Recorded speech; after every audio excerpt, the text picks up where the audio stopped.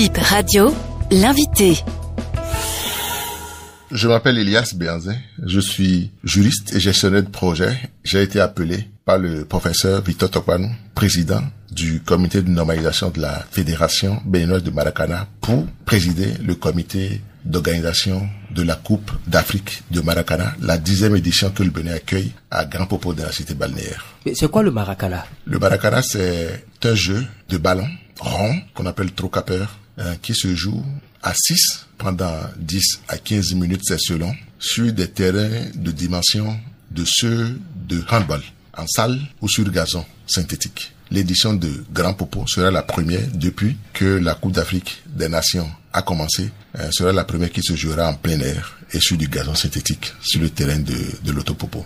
C'est un sport très populaire en Côte d'Ivoire par exemple, mais qui est en promotion ici au Bénin. C'est à cela que la Fédération béninoise de Maracana, la FEBEMA, s'attelle de chaque jour qui passe. C'est un sport typiquement africain. Ne regardez pas le nom Maracana qui rappelle le stade mythique du Brésil, mais c'est un sport africain, typiquement africain. Qu'est-ce que le Bénin gagne en organisant cette édition? D'abord, l'édition 2023 qu'organise le Bénin a lieu à Grand Popo. Grand Popo parce qu'en début du mois de septembre 2023, il y aura déjà à Cotonou, derrière la place de l'Amazone, les mondiaux de pétanque et des sports boules. Nous nous sommes dit à la Fédération béninoise de Maracana, du moins dans le comité de normalisation, qui est venu remplacer le comité exécutif dissous, nous nous sommes dit qu'au Bénin, il n'y a pas que Cotonou. Et donc, on peut faire autre chose. Si des acteurs du milieu sportif à l'international ont déjà été à Cotonou pour voir Cotonou, voir les plages de Cotonou, voir les belles statues, voir les éléments structurants qui aujourd'hui révèlent le Bénin, on peut aller ailleurs aussi où beaucoup de choses se font aussi, d'où Grand Popo. Donc, ce que le Bénin gagne, premièrement,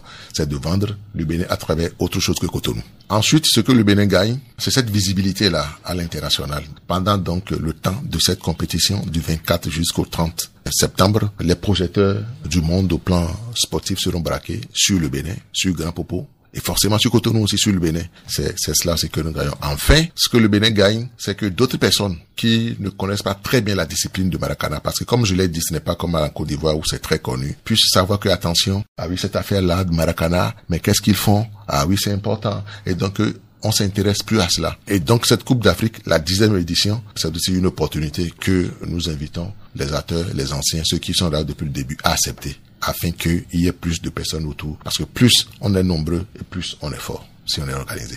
Combien de délégations on attend à cette édition? L'édition du Bénin va accueillir normalement 17 délégations, dont 3 délégations hors Afrique qui sont invitées pour voir comment est-ce que nous nous organisons. C'est la France, ce sera la Chine, ce sera le Canada. D'autres pays qu'on a invités à l'international comme les États-Unis. En Afrique, il y aura donc 14 délégations en Afrique. La plupart sont des pays de la zone franc CFA, que ce soit l'Afrique du centre ou Afrique de l'Ouest. Ça fait donc 17 délégations, mais représentées chacune des délégations par les deux catégories. Donc pas 32 personnes qui seront donc à Grand Popo. Plus nous-mêmes le Bénin, ça fait donc 14 fois 32 personnes en tant qu'athlètes, joueurs, staff technique, médecins, entraîneurs, préparateurs physiques, entraîneurs adjoints pour les deux catégories. Et donc ça fait à peu près 1000 personnes que nous attendons qui vont venir de l'extérieur. Les diasporas à Cotonou vont se mobiliser pour aller soutenir les équipes. Des supporters vont venir d'ailleurs, comme la Côte d'Ivoire, le Gabon et le Burkina Faso savent le faire très bien. Donc il y a des supporters qui vont arriver. Et puis, il y aura maintenant les Béninois eux-mêmes qui vont supporter l'équipe nationale. Nous discutons par exemple avec le conseil des supporters béninois qui vont aussi déléguer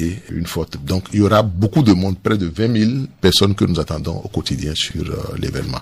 Et en plus, il y aura ce que nous appelons le village de la Maracane cette année, qui est en pleine organisation par le président de la commission communication, marketing, Hervé Ressou, ici avec moi. Donc du 24 jusqu'au 30, il y aura des jeux qui seront organisés par nos sponsors. Il y aura des artistes invités, des artistes de la région, du Mono et du Koufo peut-être aussi. Il y aura des stands pour vendre le Bénin culturel, le Bénin des arts, le Bénin de l'imagination, le Bénin de la réalisation. Il y aura aussi des stands pour vendre des habits, des créations de stylistes du Bénin. J'espère bien que nous aurons le lot en doche aussi. Donc il y aura beaucoup de choses. Ce sera donc l'occasion pour les personnes qui arrivent chez nous, près les 1000 personnes qui vont arriver chez nous, d'avoir fait donc le marché, sans pour autant dire qu'ils doivent forcément venir d'abord à Cotonou. Je pense que le Bénin c'est autre chose et que nous devons tous ensemble accompagner la grande vision du gouvernement du Bénin et à ce que le Bénin soit connu autrement qu'à Cotonou. C'est juste cela. Vous évoquiez déjà les préparatifs. Est-ce que l'équipe du Bénin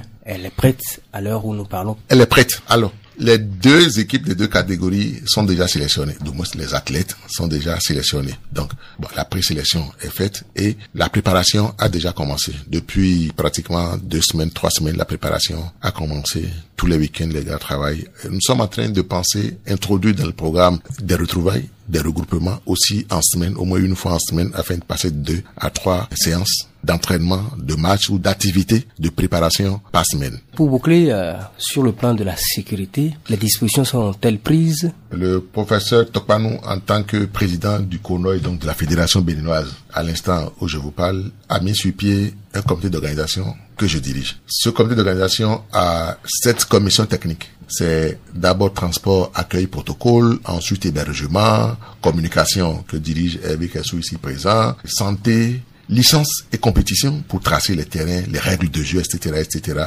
Et la commission sécurité. La commission sécurité, nous avons largement discuté avec la DSP, la direction de la sécurité publique. Et nous attendons que la direction de la sécurité publique nous désigne le nom du commissaire qui va présider cette commission. Et donc, si cette commission estime qu'il faut peut-être 100 ou 200 policiers pour faire travail, ce sera donc au commissaire avec les autres membres du comité de le définir et de nous l'exposer afin que nous puissions voir dans quelle dimension on va gérer cela. Donc, nous sommes dans un contexte sécuritaire un peu compliqué.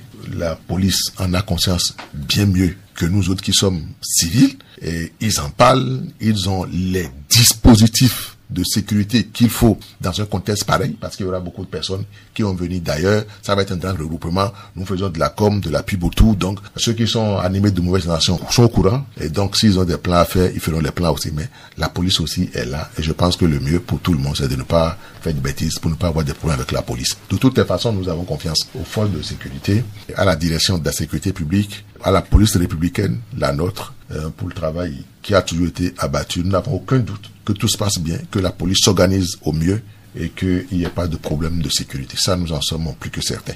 Monsieur Elas, je vous remercie. C'est moi. Merci beaucoup.